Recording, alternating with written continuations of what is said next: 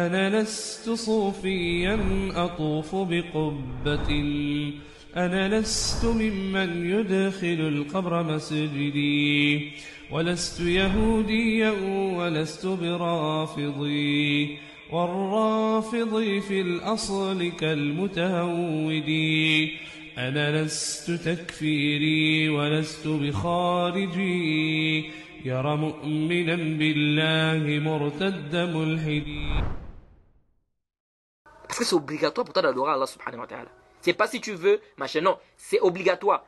Contrairement à ce qu'on entend aujourd'hui, les gens, on entend des gens qui disent, non, l'islam apprenait pour la liberté de croyance.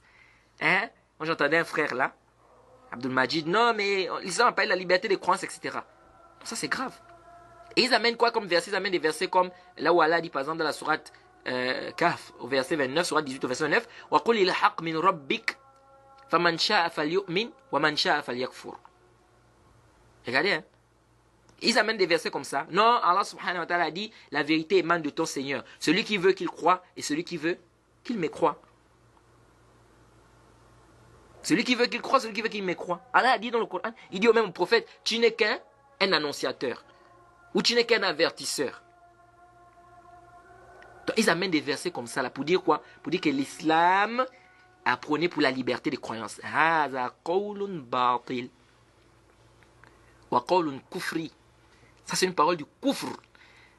Non seulement c'est une parole du kufr, en même temps c'est une parole nulle et fausse. Comment l'islam va prôner pour la liberté de croyance? Vous savez ce que ça veut dire? C'est grave ça. Ça veut dire que chacun a le droit de choisir sa croyance, là, le droit. Ça c'est batil. Vous savez, j'ai posé la question un jour au cheikh Mohamed ibn Hadi al-Madkhali, hafizahullah, al-Allama, comme dit le cheikh Rabi' ibn Hadi al-Madkhali, hafizahullah. Il dit Mohamed ibn Hadi al-Allama. C'est un savant qui est reconnu. Mohamed ibn Hadi, je lui ai posé la question une fois. Je lui ai dit qu'on a des gens qui amènent des shubhat maintenant. Ils disent que non, Allah dit dans le Coran, وَقُلِ الْحَقْ مِنْ رَبِّكَ فَمَنْ شَاءَ فَلْيُؤْمِنْ وَمَنْ شَاءَ فَلْيَكْفُرْ. Que Allah dit dans le Coran, la vérité émane de ton Seigneur, celui qui veut qu'il croie, celui qui veut qu'il mécroie. Ou bien le prophète, Allah dit au prophète que tu n'es là que pour transmettre, etc., etc. Il dit, mais هذا لابد أن أولا لابد أن يتعلم لغة العربية. Il dit premièrement هذا الشخص الذي يقول هذا. Il dit celui qui dit ça, لابد أن يتعلم لغة العربية أولا.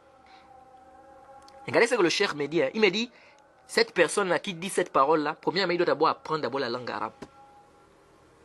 Il doit d'abord apprendre la langue arabe, ensuite maintenant revenir vers les savants. Pourquoi? Le cheikh dit parce que ça, c'est connu en langue arabe. Ça, c'est ce qu'on appelle le uslub tahdid. Uslub tahdid, ça n'implique pas ici le jawaz. Ça ne montre pas la permission. Ça, on appelle ça, c'est un uslub. C'est-à-dire que c'est un caractère de menace, ou d'avertissement, ou d'intimidation, ou de commination. Je vais vous donner un exemple. Vous êtes dans l'université, par exemple. Et dans cette université, on dit celui qui manque les cours, il est exclu. Celui qui manque un dars, un cours, il est exclu. Et le professeur vient enseigner les gens en classe. Il trouve des gens qui dorment. Certains étudiants sont en train de dormir. D'autres, ils n'écoutent pas le dars. Et le professeur dit, oh les frères, celui qui ne veut pas assister au cours, qu'il reste chez lui. Le professeur dit quoi? Celui qui ne veut pas assister au cours, qu'il reste chez lui. Est-ce que ça veut dire que c'est permis pour toi de rester chez toi? Ici, là. Quand le professeur vient, il te dit, celui qui ne veut pas assister au cours, il reste chez lui. Est-ce que ça, on va dire que non, il nous a permis de rester chez nous? Non, ça c'est connu, même en français, c'est un usloub qui est connu. Ça ne montre pas que c'est permis. Pourquoi? Le dalil. Le dalil, c'est quoi? C'est que si tu restes chez toi, on va t'exclure. Parce que l'université qui a dit que celui qui manque un cours, par exemple, il est exclu. Si le professeur vient en classe, il dit celui qui ne veut pas assister au cours, qui reste chez lui. Toi, tu dis, bon, le professeur m'a dit celui qui ne veut pas y rester chez lui, donc je reste chez moi. Mais tu serais exclu. Si réellement c'était la permission ici, pourquoi on t'exclut? Parce que quand on dit qu'on t'a permis, que c'est permis, ça veut dire quoi? Ça veut dire qu'on ne doit pas te faire, on ne doit pas te châtier, on ne doit pas t'exclure. Est-ce que vous suivez? Si on t'exclut, c'est que ce n'est pas permis. Alors si réellement Allah subhanahu wa ta'ala avait permis aux gens, chacun peut choisir, ou bien il a le droit de choisir sa croyance, mais Allah ne devait pas envoyer les gens en enfer. Allah ne devait pas envoyer les gens en enfer. Puisqu'on a le droit de choisir notre religion. Est-ce que vous suivez? Ça, c'est quoi? C'est parce que les gens ne veulent pas apprendre leur dîn. Les gens viennent avec des shubhat. Et vraiment, ce frère-là, il faut faire attention à Abdul Majid. Il faut faire très attention. أرجو النجاة ولن تسلك مسالكها إن السفينة لا تجري على اليبس لا تجري على اليبس لا تجري على اليبس أنا لست صوفيا أطوف بقبة